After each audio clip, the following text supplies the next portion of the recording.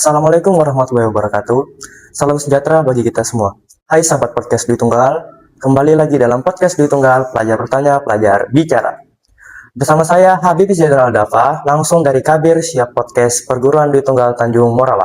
Pada episode kali ini, kita kedatangan tamu yang sangat spesial, yaitu Kepala Sekolah Dwi Tunggal 2. Oke, baik sahabat Dwi Tunggal, langsung kita simak tentang seputar SMK Dwi Tunggal 2. Assalamualaikum Bapak, apa kabar? Waalaikumsalam, baik, sehat. Boleh nggak Bapak memperkenalkan diri dari nama, jabatan, dan latar belakang pendidikan Bapak? Boleh. Saya nama Irwan Syahputra. Saya juga alumni perguruan Dwi Tunggal. Saya ber-SMA di perguruan Dwi Tunggal. Kemudian saya juga adalah salah satu penerima beasiswa dari perguruan Dwi Tunggal untuk masuk ke perguruan tinggi. Ya, jadi kalau di tahun saya itu ada 2 orang sih yang masuk di perguruan tinggi itu melalui jalur. Kalau sekarang ini namanya SNBP ya. Kalau dulu itu namanya adalah PMP. Jadi saya satu-satunya yang masuk ke jalur perguruan tinggi lewat jalur prestasi. Iya. Kemudian saya bersekolah di Tunggal, dan saya mulai mengajar di Tunggal itu di tahun 2005. Jadi saya mulai mengajar di Tunggal, saya juga alumni perguruan di Tunggal dan langsung mengabdi ke perguruan di Tunggal. Dan untuk saat ini saya lagi menempuh pendidikan untuk mengambil S2 MCom. Iya. Sejak kapan Bapak menjabat sebagai kepala sekolah di SMK di Tunggal 2? Kalau menjabat sih saya baru. Saya di tahun 2024. 2024 tahun. Baru sekitar 2 tahunan saya menjabat. Kemudian sebelum saya menjabat jadi kepala sekolah, saya menjabat jadi kepala jurusan. Kemudian saya juga pernah menjabat jadi wakil kepala sekolah. Baru saya diangkatlah menjadi kepala sekolah. Karena kan kepala sekolah dan terlampau itu pensiun ya Pak. Oke. Apa yang melatar belakangi Bapak memilih berkarir di bidang pendidikan?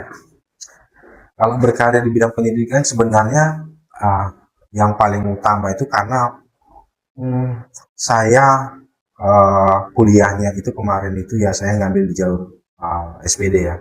Lulus yang pertama kalinya itu adalah SPD. Kalau cita-cita saya sebenarnya nggak di dunia pendidikan sih. Iya, kalau seperti kayak anak-anak pada umumnya ya punya cita-cita, saya juga punya cita-cita dong kan gitu. Kalau dilihat postur badan sih kayaknya nggak cocok, tapi cita-cita saya itu tentara. Iya, kalau lihat postur badan sih memang nggak cocok ya.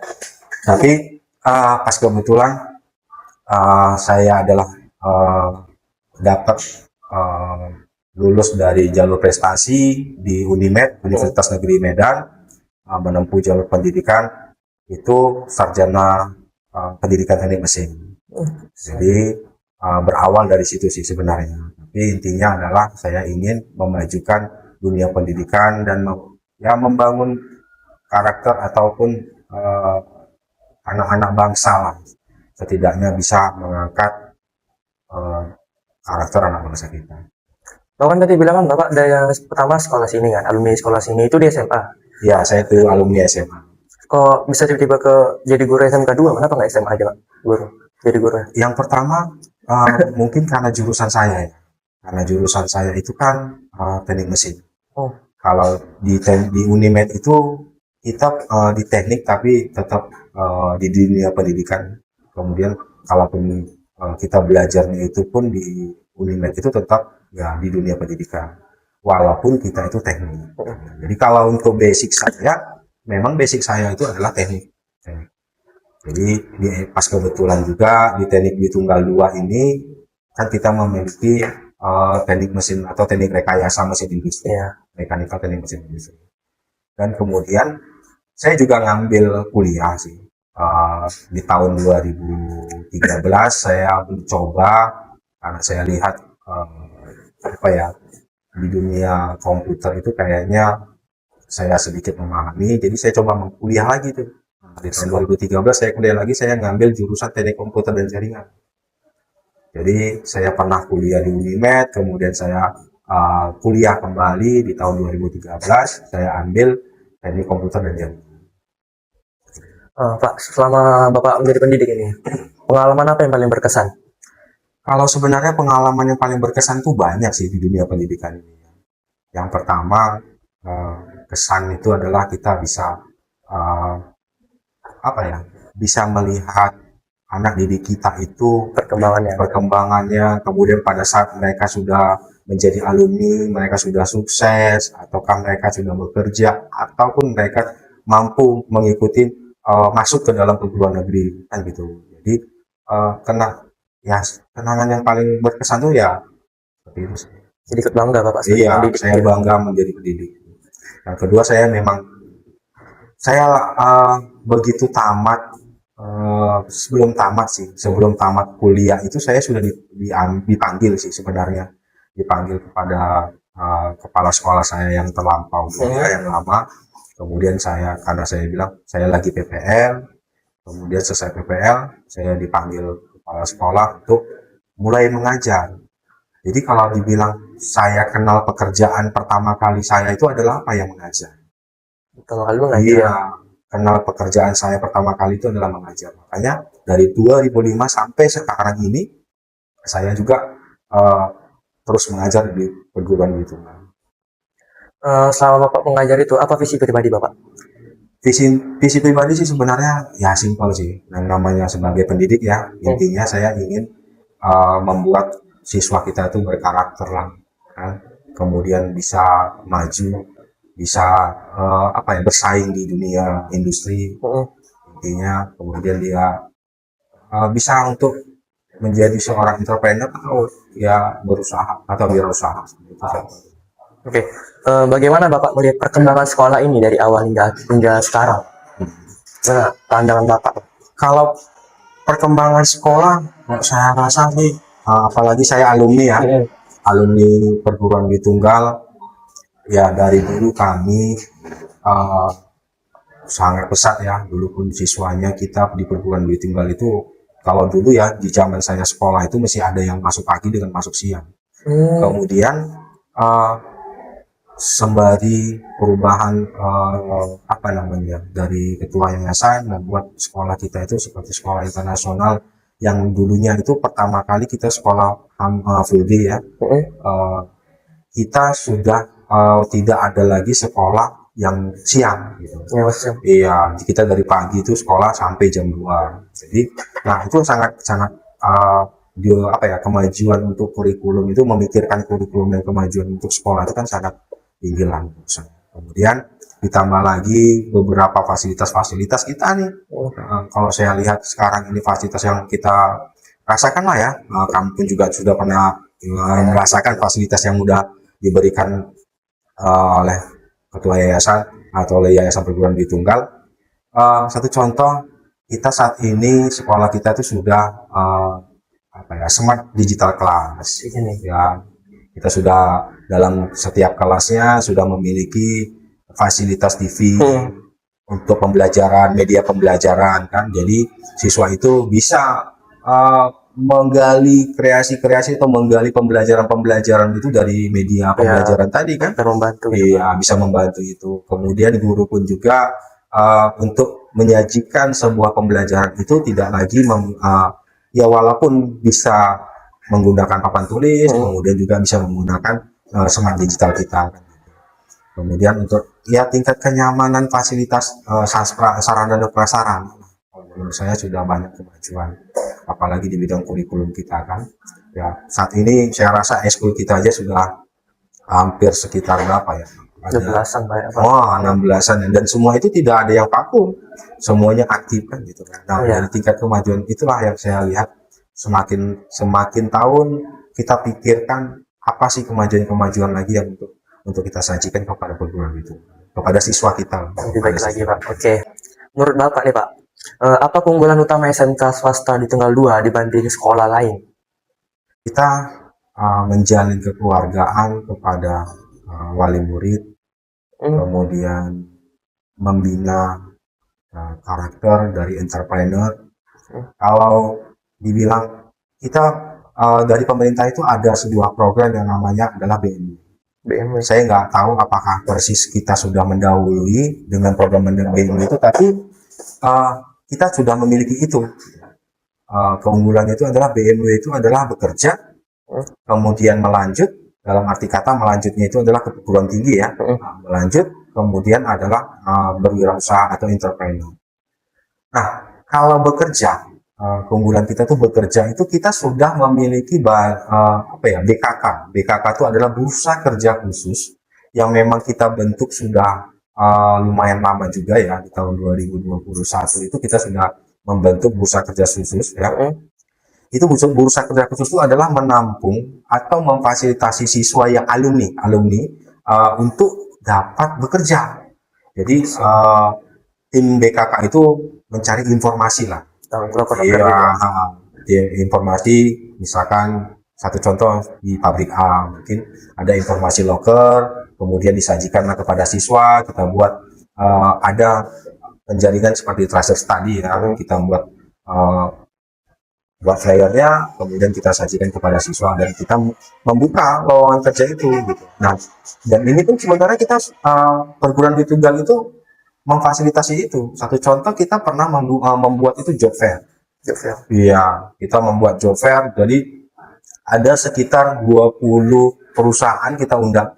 Yang kemarin kita pernah laksanakan, yaitu kalau kamu pernah lihat, kita hampir tiap tahun ya melaksanakan itu.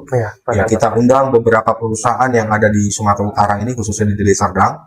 Ya, kita undang untuk mengikuti job fair itu tadi. Jadi mereka langsung merekrut siswa-siswi kita, alumni daripada siswa-siswi perguruan tinggi. Yang kedua, untuk melanjut. Nah, ini keunggulannya lagi kan gitu kan. Keunggulannya lagi adalah melanjut itu kita juga membuat expo kampus.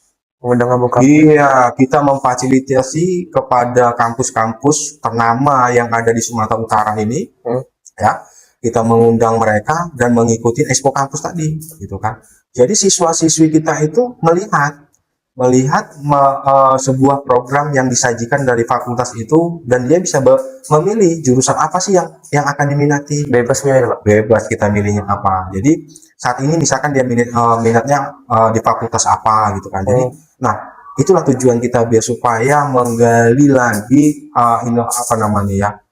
minat kepada siswa kita untuk bisa melanjut ke perguruan tinggi. Nah, terus ada lagi yang dari BMW tadi itu ada wirausahanya gitu kan.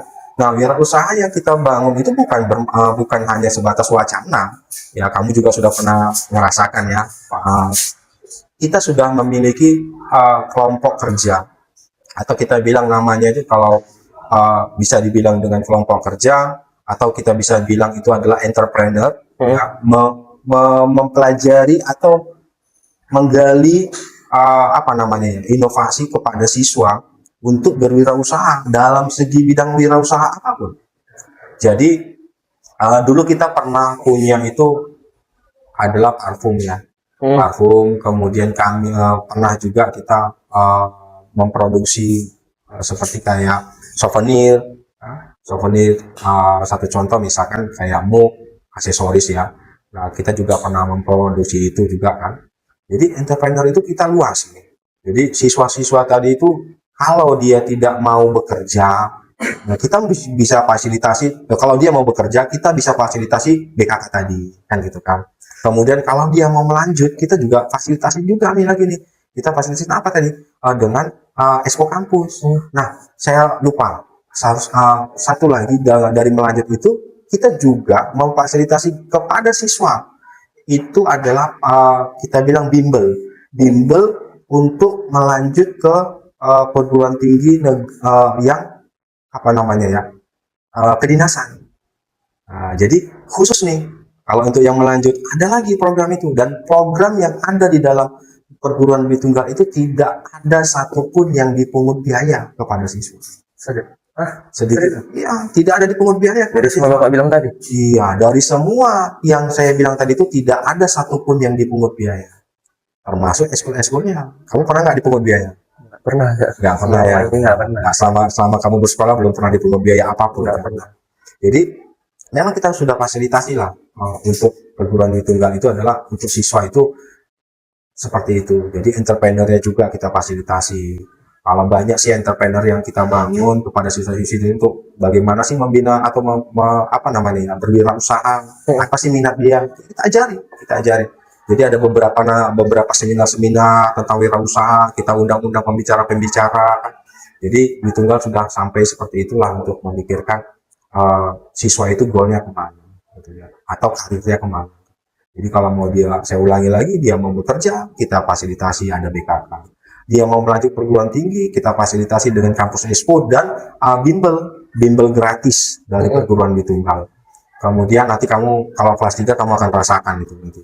Ya, bimbel gratisnya nanti. Pernah dengar ya? Iya, jadi mana tahu kita kepingin ada sekolah kedinasan yang kita tuju, nah di bimbel itu kita diasah sampai kita ikut mengikuti ujian itu. Nah, alhamdulillahnya kalau untuk di perguruan tinggi di tahun ini saya rasa kita ada sekitar 20-an lebih sih yang masuk ke dalam perguruan tinggi ya, lulus ya, lulus di perguruan tinggi. Jadi ya itulah suatu motivasi kamu juga nih ya, nanti yang bakalan akan meranjak di kelas 3 dan berpikir kamu ini sekarang mau kemana.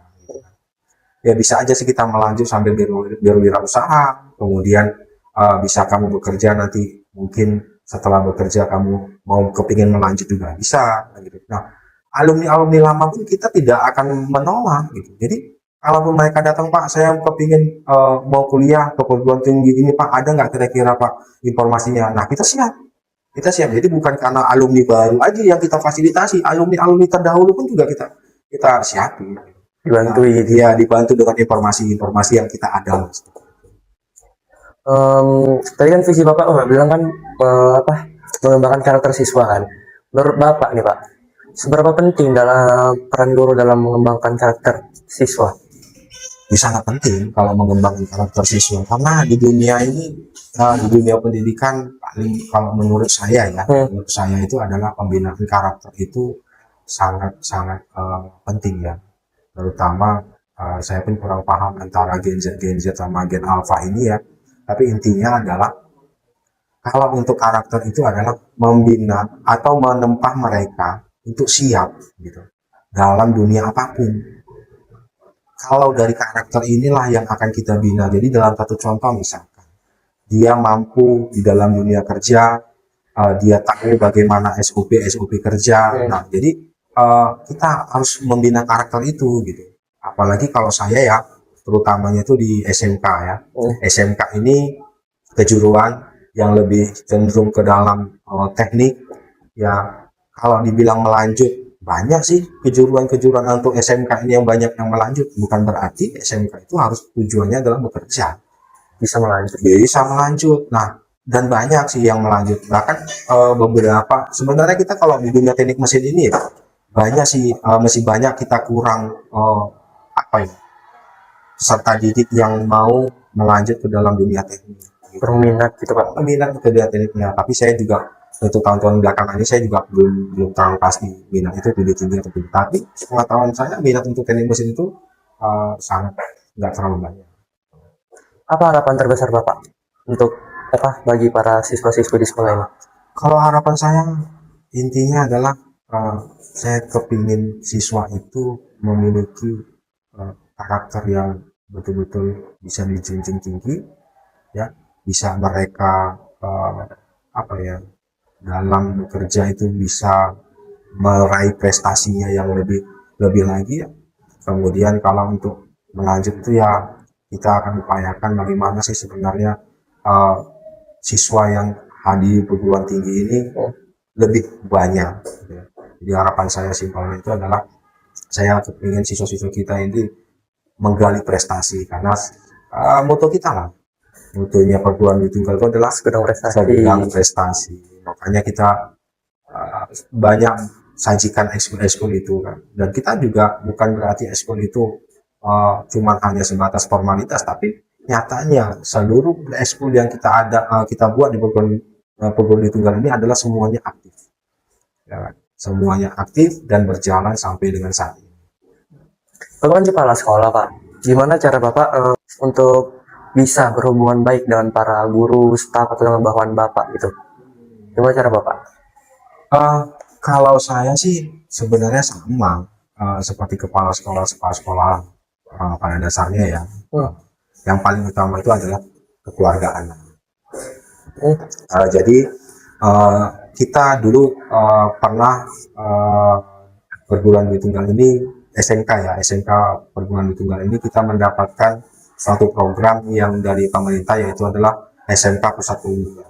Hmm. Jadi Apa tuh, Pak? sebenarnya kelewatan ini ya yang saya bahas ini. Tapi itulah uh, jadi program keunggulan itu adalah melatih guru-guru untuk lebih bagaimana sih media pembelajaran gitu yang lebih efektif gitu kan.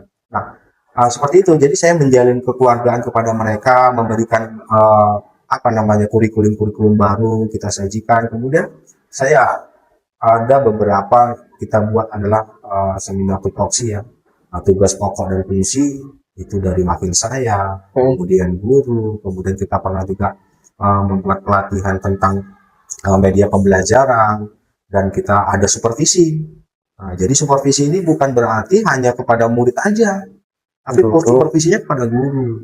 Jadi kita bagaimana sih kesiapan guru tadi, nah, dengan cara ya kita ya berdiskusi lah kepada guru-guru itu dengan cara personal, kita panggil gurunya perlahan, bagaimana itu supervisi ya gitu. Jadi guru itu ya intinya saya ingin kualitas guru di perguruan tinggi itu lebih lagi dari yang sebelum-sebelumnya. Dari semua kegiatan yang Bapak sebutin tadi, pernah nggak ada kayak konflik atau ya konflik antara guru lain gitu? Wah, enggak ada konflik karena kan sejauh ini di tunggal itu kan menjunjung tinggi tentang kekeluargaan. Jadi kalau konflik itu tidak ada, tapi kalau apa namanya ya berbeda pendapat ya itu biasa kan gitu. Tapi kita bisa kita tampung, kemudian kita bahas apa sih yang akan kita lanjutkan, karena yang namanya perguruan itu kita harus betul-betul bisa kerjasama. Baik sahabat podcast di Tunggal, jangan kemana-mana dan tetap bersama saya, Habib dan Aldafa. Pelajar bertanya, pelajar bicara.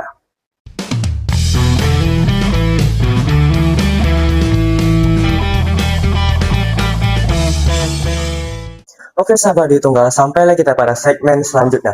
Masih bersama saya, Habib dan Aldafa, pelajar bertanya, pelajar bicara. Pak, semangat Pak. Semangat. Ini Pak, apa saja program unggulan yang sedang atau akan dikembangkan di SMK swasta di Tunggal 2? Sebenarnya program unggulan tadi sembari kita cerita-cerita sebentar tadi ya, ada yang sudah saya ungkapkan juga sih program-program unggulan yang sedang. Gitu kan. Jadi kayak program unggulan di Tunggal itu yang pertama itu kita mengembangkan berbasis teknologinya, keterampilan kerja, kemudian penguatan karakter, pembelajaran yang lebih modern. Jadi kalau pembelajaran yang lebih modern itu ya kayak kita memfasilitasi yang smart class digital. Itu semua sudah terlaksana belum Pak? Kalau itu sudah terlaksana semua.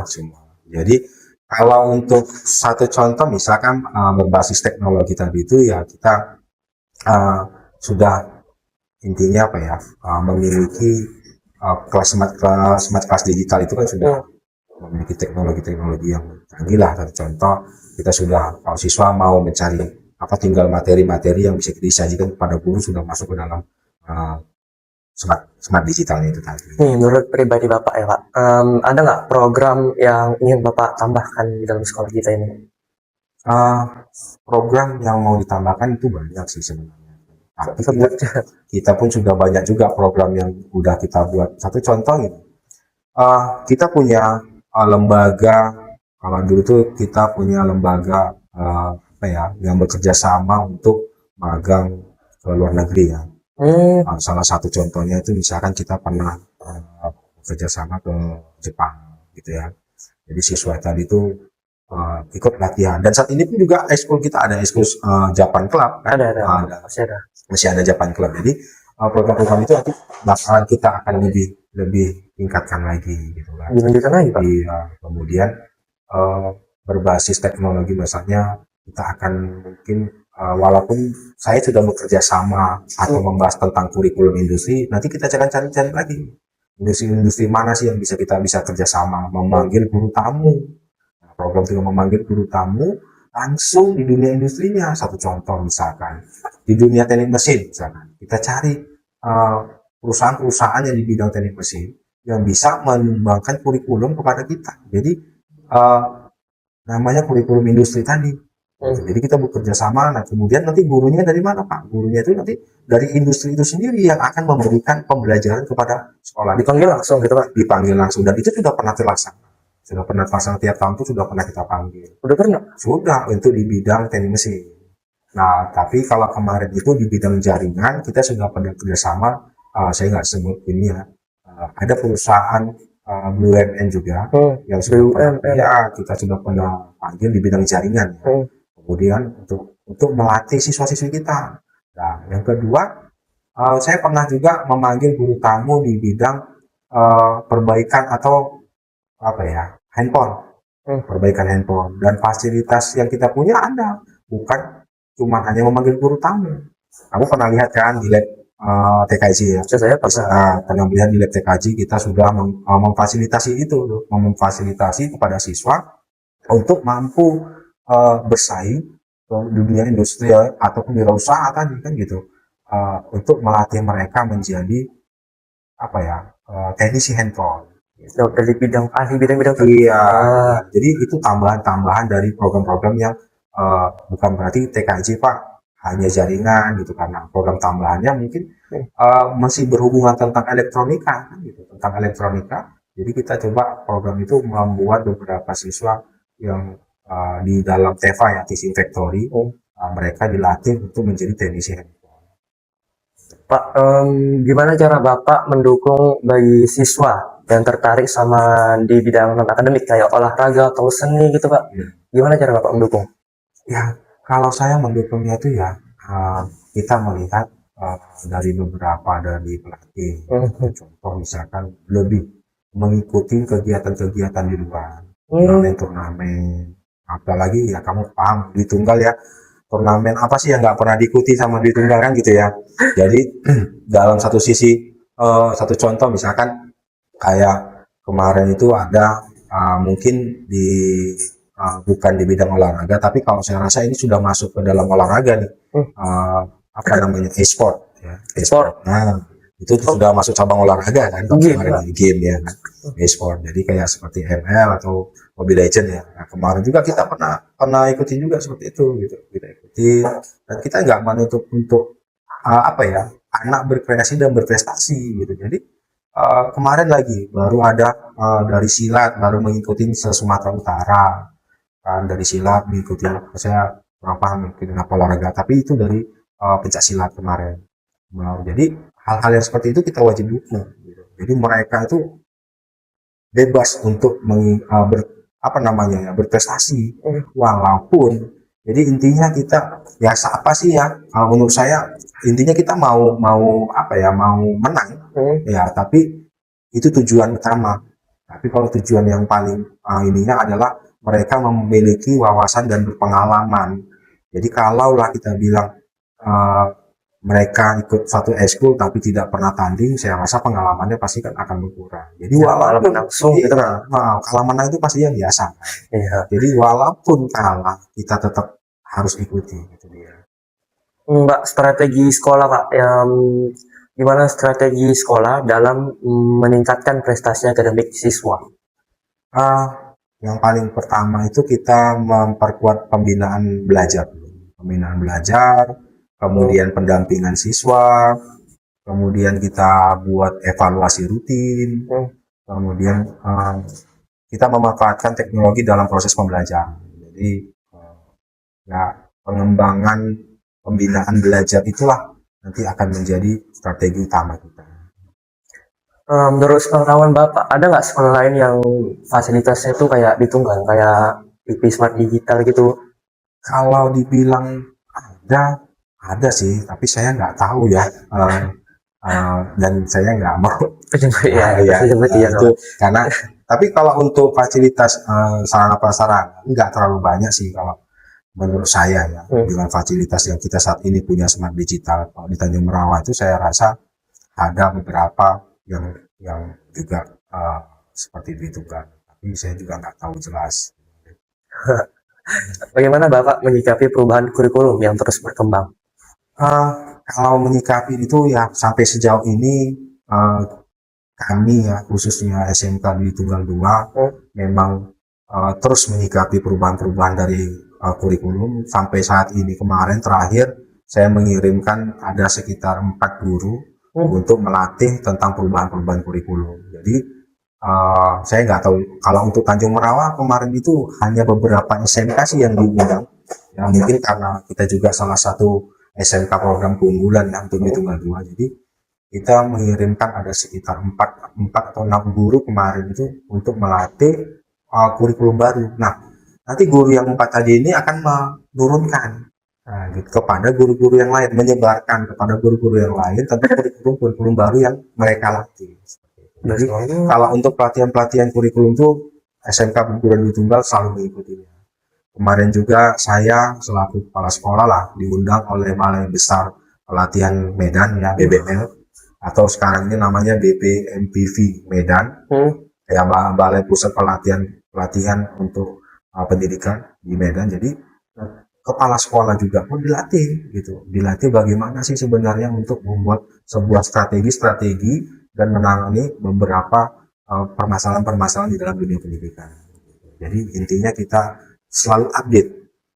Jadi kurikulum di perguruan tinggi tunggal ini selalu update. Menurut Bapak nih Pak, seberapa besar peran orang tua dalam mendukung keberhasilan pendidikan siswa? Peran orang tua Mendukung keberhasilan pendidikan gitu. Ya sangat besar sih. Apalagi yang namanya orang tua pasti ingin anaknya juga maju ya. Sukses dalam bidang apapun lah. Makanya saya ulangi kembali lagi yang di segmen kita tadi pertama, kita memfasilitasi dalam berbagai segi aspek gitu. Dari yang saya bilang tadi kayak bekerja, kemudian melanjut, kemudian wirausaha atau entrepreneur, pastinya orang tua pasti untuk mendukung anaknya.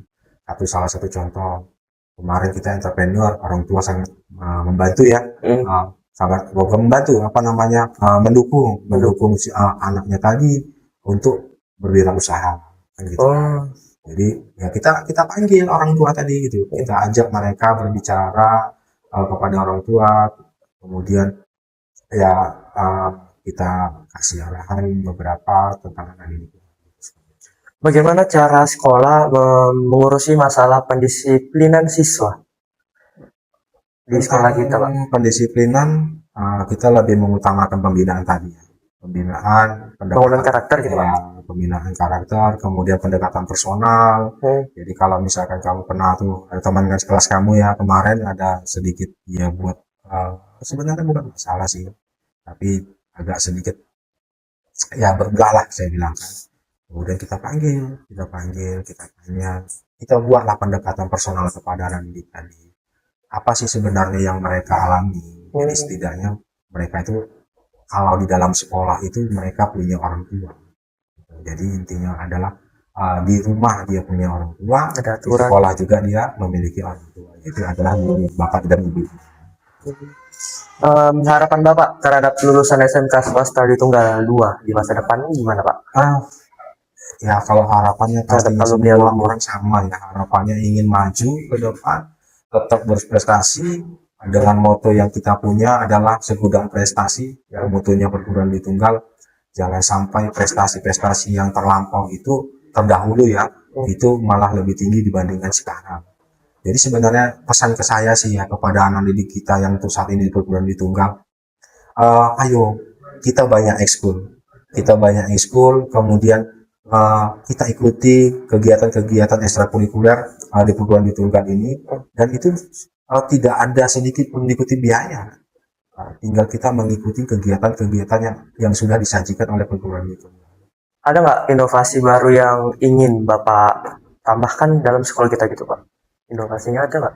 Kalau inovasinya ya pastinya inovasi yang terbarukan itu ya kita mengikuti keadaan perubahan zaman ya. Kalau inovasi yang mendetail saya sih inginnya adalah beberapa eh, apa ya, bimbel-bimbel di luar sana nanti kita bisa uh, tambahkan lagi. Ya, satu contoh mungkin kita lebih fokuskan ke dalam ya, BKK tadi, pusat kerja tadi ya, bisa kita anak didik kita itu untuk melanjut ke luar negeri, bukan hanya ke Jepang, bisa jadi mungkin ke Australia. Australia. Ya, kan itu pasti Antar ini ya benua. kan.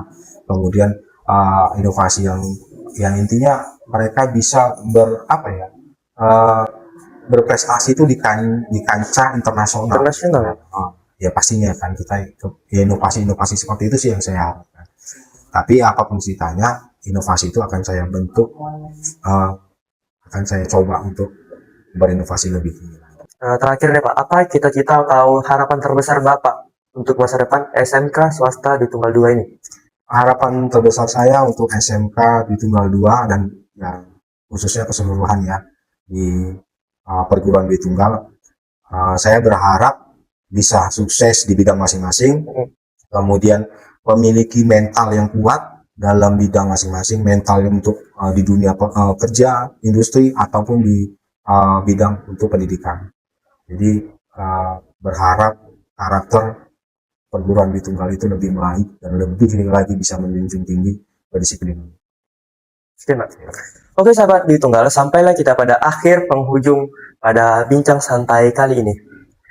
Terima kasih untuk Bapak Irwan Syahputra karena telah meluangkan waktu dan berbagi cerita tentang SMK di Tunggal ini. Semoga SMK di Tunggal 2 kedepannya bisa makin sukses ya Pak. Amin. Kita menjadi sekolah unggulan yang profesional seperti Bapak harapkan tadi. Saya Habib Sidal Aldapa, saya pamit undur diri. Assalamualaikum warahmatullahi wabarakatuh.